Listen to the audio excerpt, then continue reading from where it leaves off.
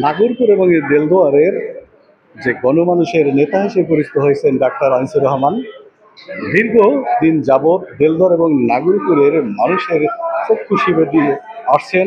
সেই চক্ষু সেবার মাধ্যমে অত্র এলাকায় কিন্তু একটা আলোড়ন সৃষ্টি করেছেন সেই ডাক্তার আনিস, যে একজন ভালো মানুষ এবং সে মানবিক এবং মানবতার কাজ করেছেন, তারই সচিত্র প্রতিবেদন আমি আপনাদের উপস্থিত করতে চাই।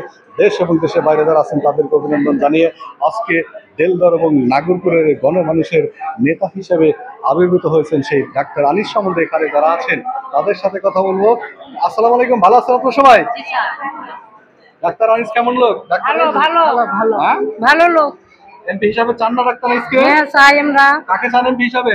চাই এমপি হিসাবে চান ডাক্তার আনিসকে? চাই। আপনারা এমপি হিসাবে চান? জি হ্যাঁ, হ্যাঁ ডাক্তার আনিস কি ভালো লোক? হ্যাঁ ভালো ডাক্তার কি ডাক্তার আনিস ভালো লোক? হ্যাঁ আমরা ভালো লোক। ম্যাডাম ভালো। এমপি ভালো। হিসাবে চান তাকে? হ্যাঁ চাই আমরা ভালো। হোক, আজকে এখানে যারা উপস্থিত আছেন তাদের সাথে কথা বললাম। ডাক্তার আনিস অত্যন্ত ভালো মানুষ এবং ডাক্তার আনিসকে এমপি হিসেবে তারা দেলদুয়ার এবং নাগরপুরের প্রত্যেকটা মানুষই চায়। এই প্রত্যয় নিয়ে, এই ভালোবাসা দিয়ে আমি আপনার কাছে বিদায় নিচ্ছি। আপনারা ভালো থাকবেন, সুস্থ থাকবেন। ধন্যবাদ সবাইকে।